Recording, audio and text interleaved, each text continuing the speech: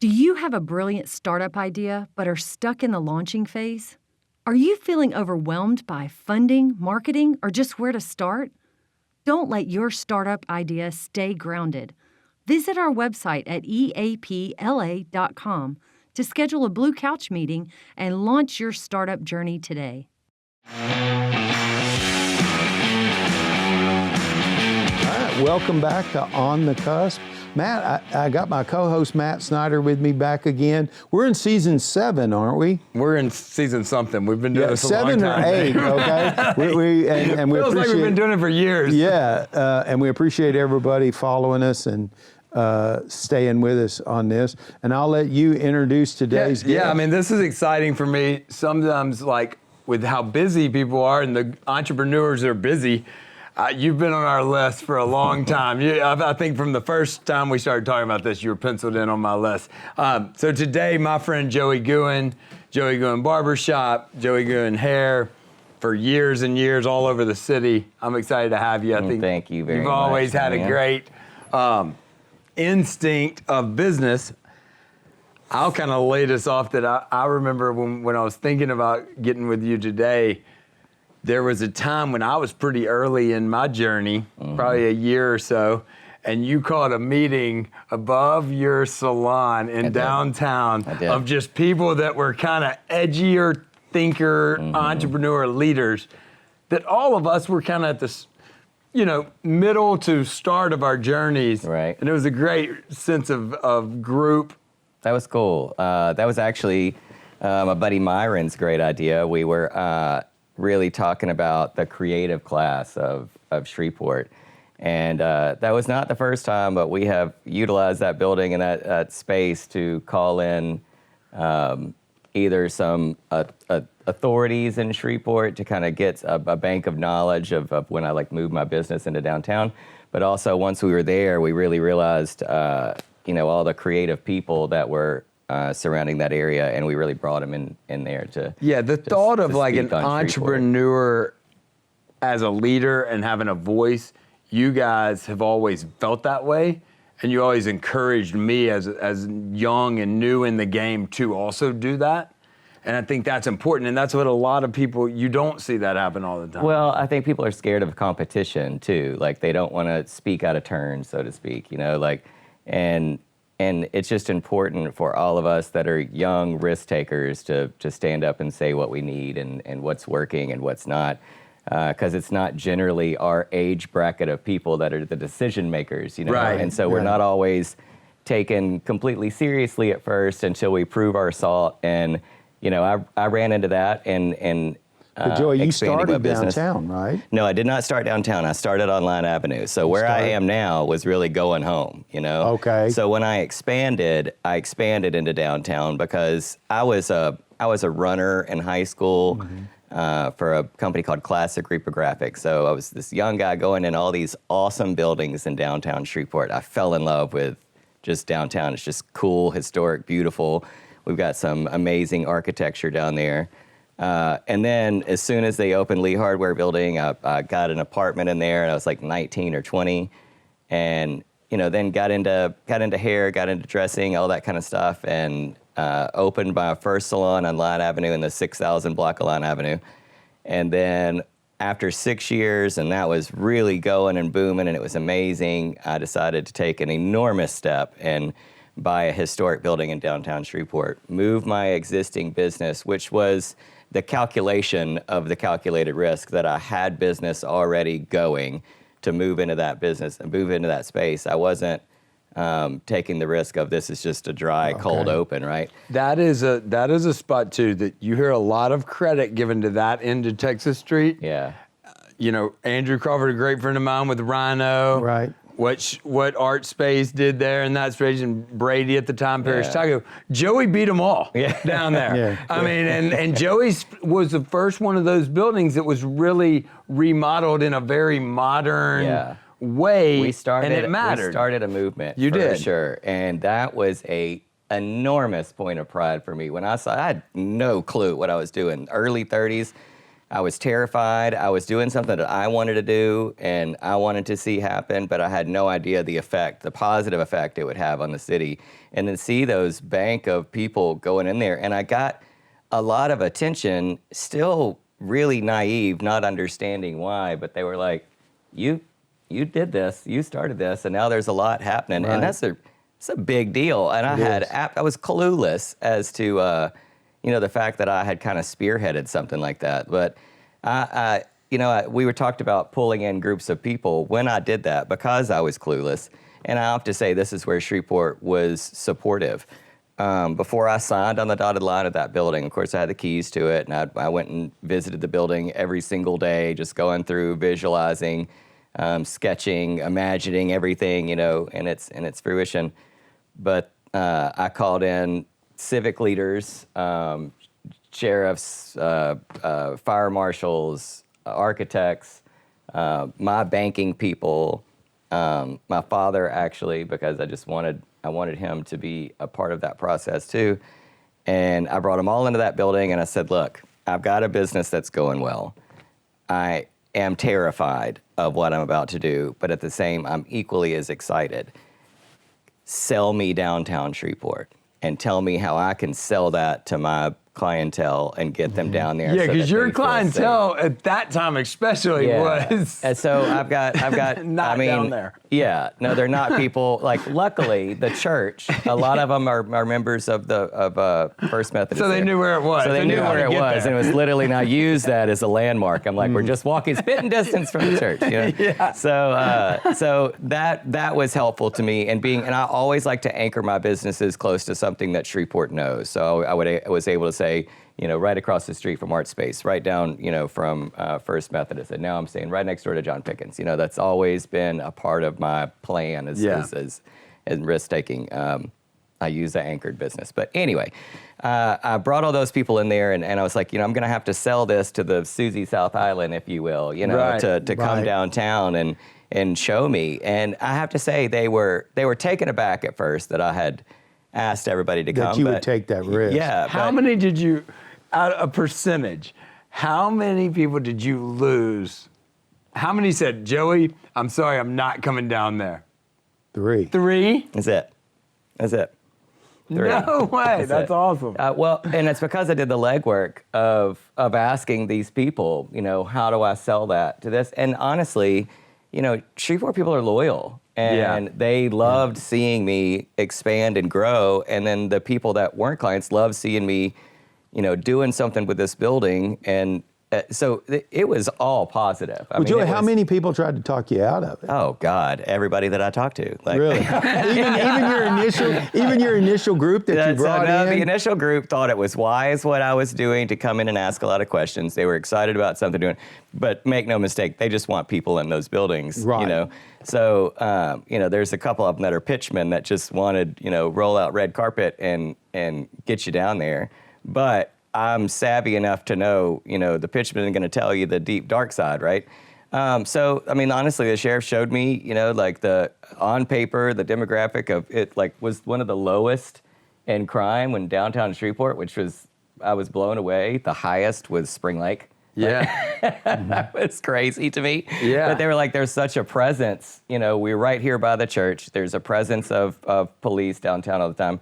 There is some homeless population, but what people don't understand about that too is that they're not actually looking at the particular person, and they're nomadic, they move around, so you think that's a lot of them. It's actually not a ton. Yeah. They have a little community in downtown, and I honestly got to know them, but only because I wanted to, I just wanted to be that guy that was had an open door policy, and I actually after hours cut a couple of homeless guys' hair, did a couple of guys' laundry for them, just to be a part of the.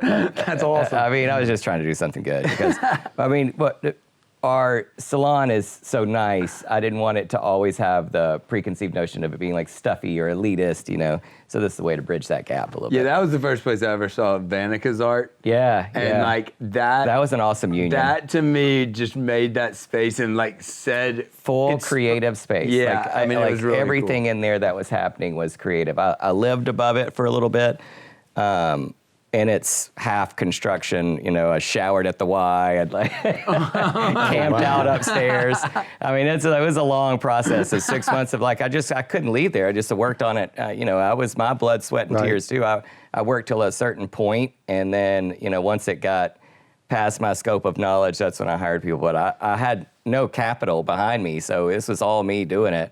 And I asked a lot of questions, and I took a lot of pictures. I visited a lot of places, had storyboards. Did you going. learn the historical preservation piece on your own? I worked on it, but I hit a lot of walls there, I'll tell you that. Like, that became such a taxing job to try to get all of the information on that building that I went ahead and just skipped any of the tax credits on it, because at the time, you don't have time.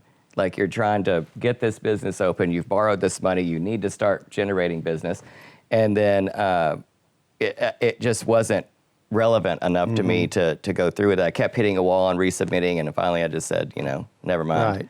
You're not the first person to tell me that. I know. Yeah. I know. They can You can't wait. paperwork you to death. To where you're like, the time I'm spending on this paperwork, I could just go do what I do and make more money. For the $20,000 I'm going to get, I'm losing that much by not I could just opening it ride That's right exactly now. right. That's exactly right. And they I've been there before. And they had so doing much things. say-so over what you would do. But be that as it may, it was a wonderful, you know, Right. experience. It was fantastic. I still own the building. It's a barber college now, but I ultimately closed that business for a multitude of reasons. But I ended up going home, you know, so to speak. I'm back in the 6,000 block of Line Avenue.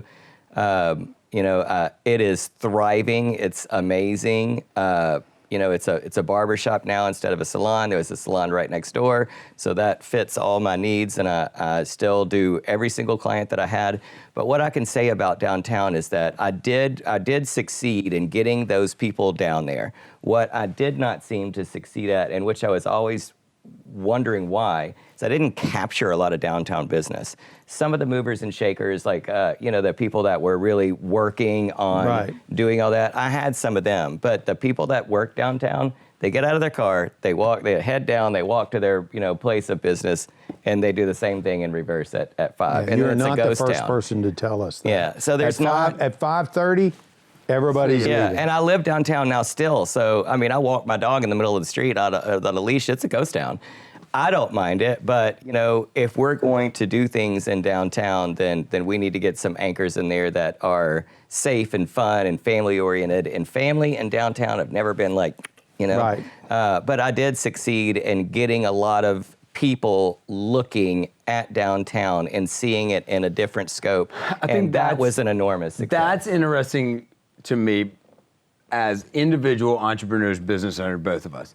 I feel the same way. Like, I just did another event on that stage down there that doesn't get utilized on the riverfront. Right. And it's like, all we can do is shine a light and say, look, it can work. Here it is. We don't have the money, we don't have the power, we get fought by it a lot of times. Right. We don't We've have got that. great ideas, and we've got connections. And we can show them, Right. we can show it can work here. Yep. And if people don't pick up the ball and do that, But you have in to my have, opinion, that's you have all to we have can do. risk takers to do it, and you know, high risk yields high reward, and that's one pitfall of Shreveport is I feel like we don't have enough risk takers, and you know, and the ones that do, you meet, like, look at all the press I got for doing that, you know, and how much that anchored my business. So it absolutely helped my business moving forward. And several other people that work for me. I have several people that used to work for me that are business owners now. That's an enormous, you know, compliment. all right, we're there. So I'm going to bring us there. We're right at the doorstep of this. You and I both. Early days, we're doing things. We're getting cheered on, press. Everybody loves us, right? Yep. Both of us. We hit a limit to where they started worrying about us. Yep. We got a little too successful. Yeah. We were getting I too say much this all press. the time. Nobody What wants is you to be that? too successful or too proud of it. Is and that I'm a both of those Shreveport things. problem? I don't. You know. I don't think so. I don't know, because I'm a Shreveport boy, right? Yeah. So this is what I know.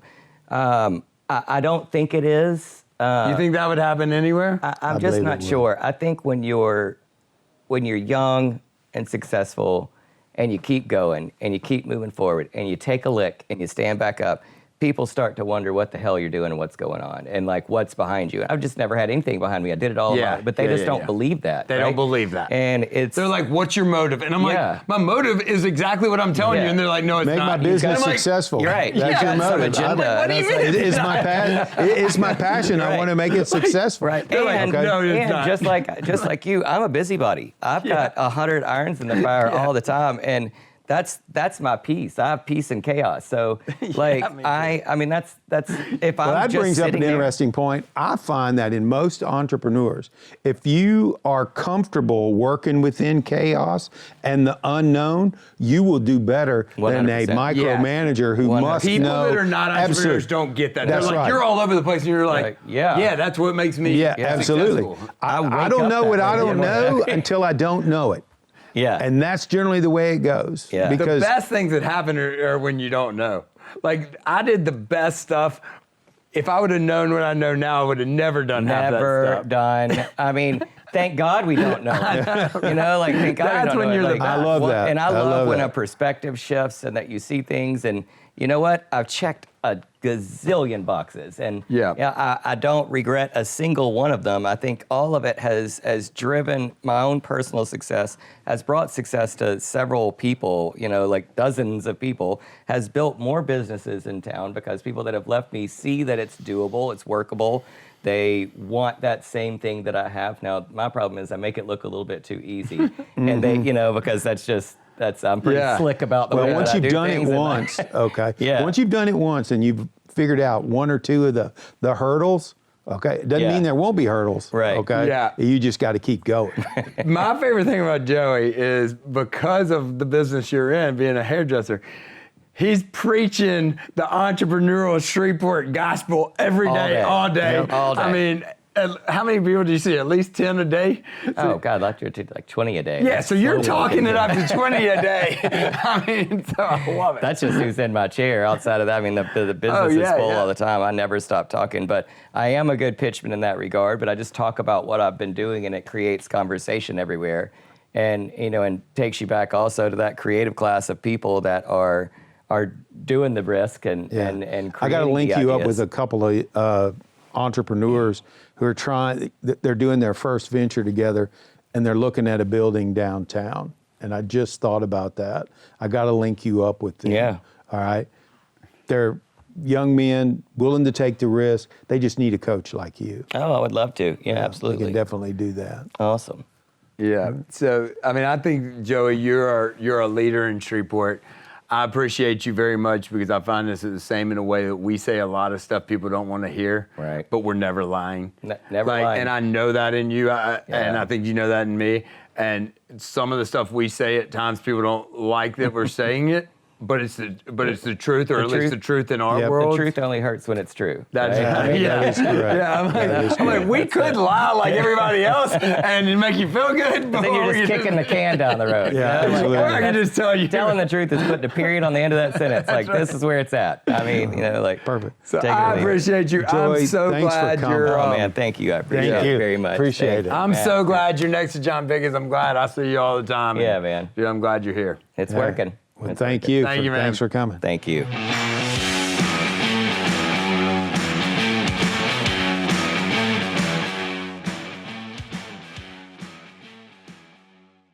Enjoy the podcast? We would love your feedback about today's show and who you think should be our next guest. Send us an email at info@eapla.com. Also, be sure to share the show and leave a comment on our social media post.